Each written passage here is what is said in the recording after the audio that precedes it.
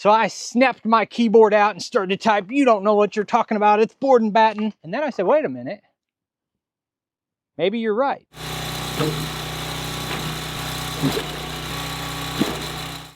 So those are my two big goals, and I got 2 pieces of equipment coming. You know, I've been trying for a while to give up coffee, but I don't think it's ever gonna happen.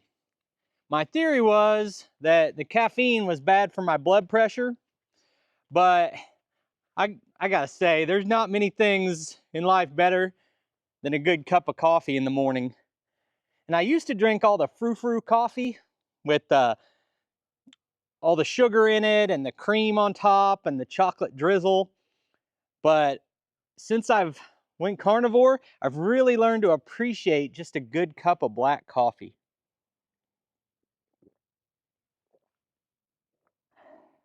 That is so good. So today, I thought I was going to be working on the trail up the hill one last time with this guy, my John Deere 2038R that I've been saying a long, slow goodbye to. I announced like 6 or 9 months ago that I was going to sell this machine, and since then I've said goodbye to it on camera twice. I've changed my mind 5 times and decided to keep it. I've been back and forth and back and forth, and today I'm loading it up and hauling it off to sell at a dealership. Somebody is going to get one heck of a deal on this tractor, and it's going to be for sale at the tractor yard if anybody wants it. Now in today's video, I want to talk about the machine that's going to replace this. Now technically, the TYM tractor replaced the John Deere tractor, but as this one leaves, I've got a new machine on its way that you're going to see within a week. You're going to see the new machine at Rock Hill Farm. Now today, I have to wash that machine, and I already put the backhoe on it this morning. Then I've got to go around and round up all the accessories that are going with it, like the top and tilt kit. I'm going to take a brush cutter, got to get all that loaded on the tractor and get it hauled to the dealership. But before then, I've got time to get some work done. Unfortunately, it's been raining on and off. It was raining pretty hard, and I waited on a break in the rain to come out here and show you guys what I have planned for today. So because of the rain, I'm going to be working out in the Quonset hut. We're going to do some firewood. And while we do that, I'm going to tell you a little bit about my plan for the equipment. We're going to be using the Power Split vertical splitter. I love the Easton-made Ultra, but these rounds are huge, and I think I'd be better served to split those on the Power Split. So I'm going to get to work. I'll record a little bit of it. Then we'll have a conversation. And then the next project is prepping wood for the woodshed build. I need to get back to work on this. It's been too long since I made progress.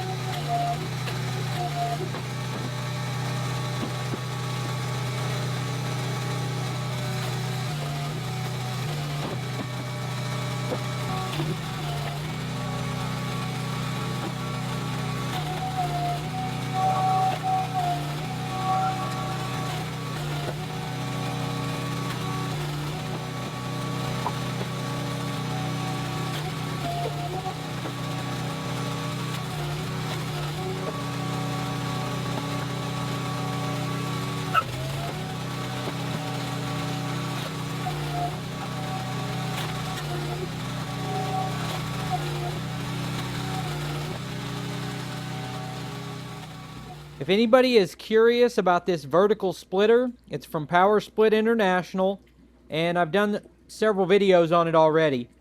So if you want more information on this splitter, I'll include a video just talking about it in the description of this video. As it is, I split wood for a couple hours, and even playing the footage sped up, that'd be a little too much to put in this video. So we'll wrap it up here and move on to the next thing.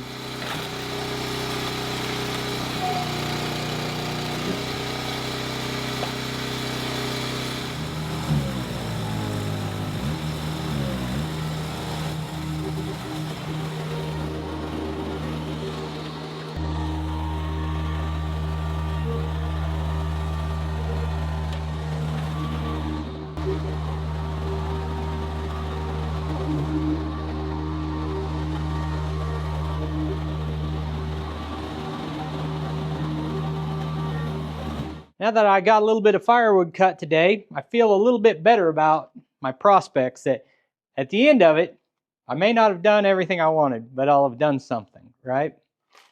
So now we're going to take a look at the next steps on the woodshed. And I just want to kind of define this thing because I've been getting some questions and people asking like, why haven't you done anything with your woodshed?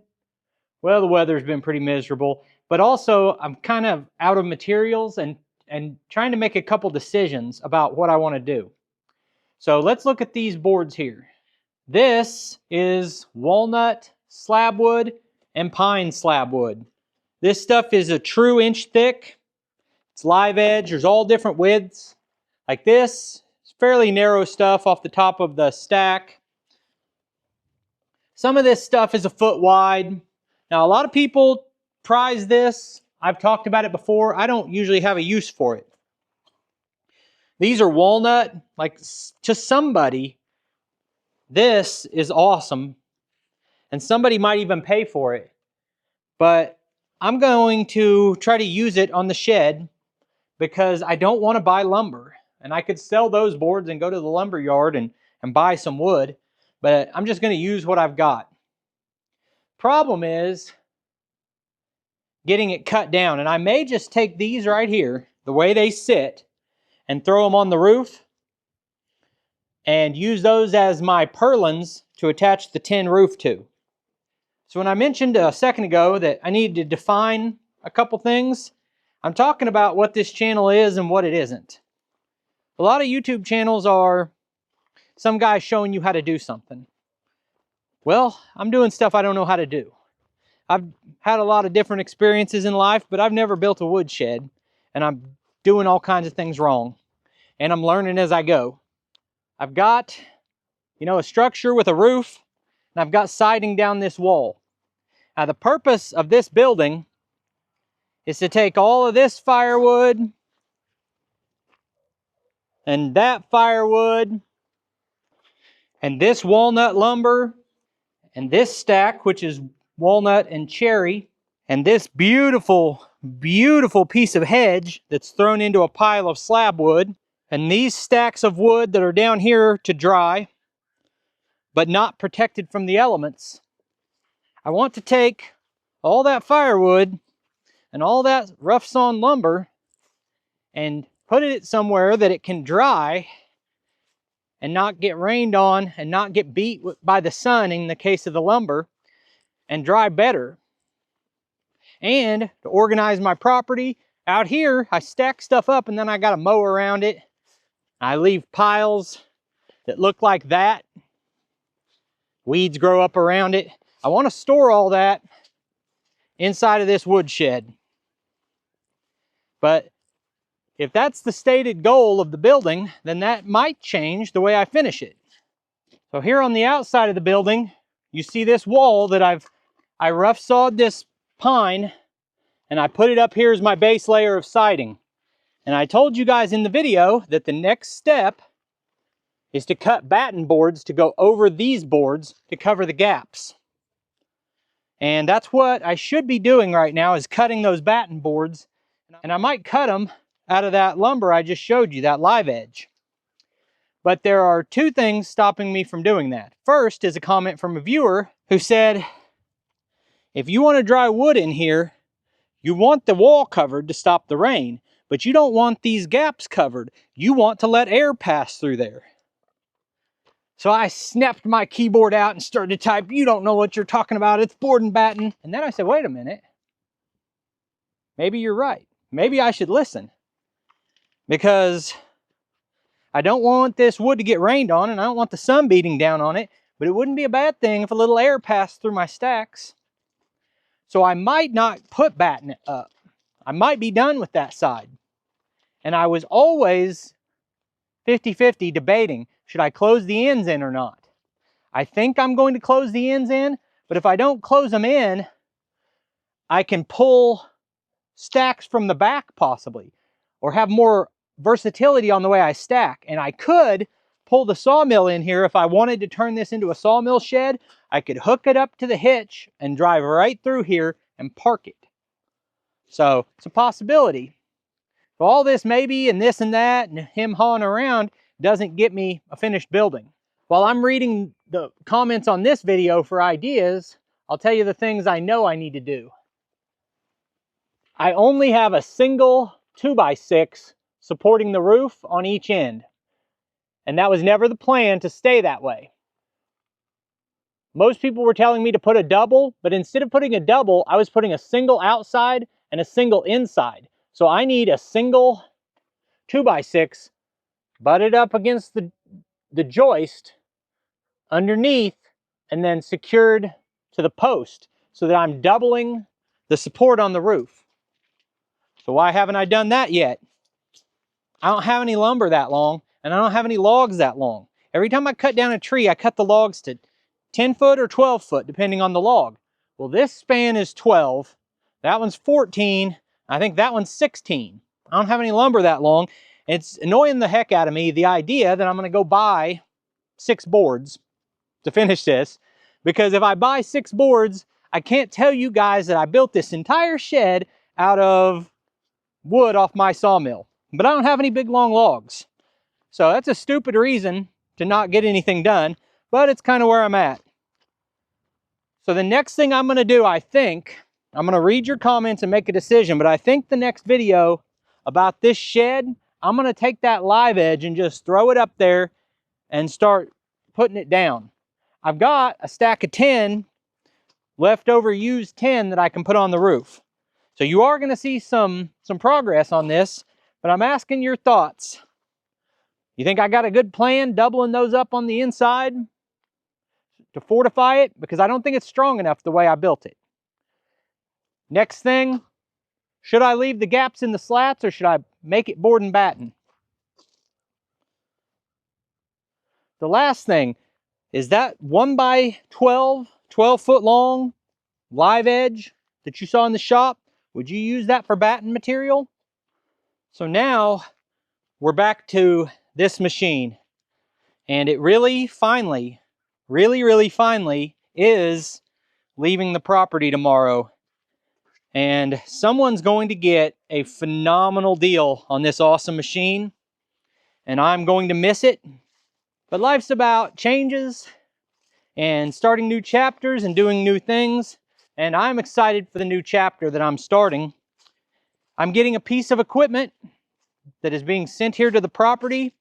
This is a new piece of equipment that is not available on the market anywhere, and I'm an early tester for a big piece of equipment. And I'm gonna get to bring it here on the property and use it a lot, extended period of time, and let you guys know what I think of it. Then I think I'll have a choice to either send it back or buy it.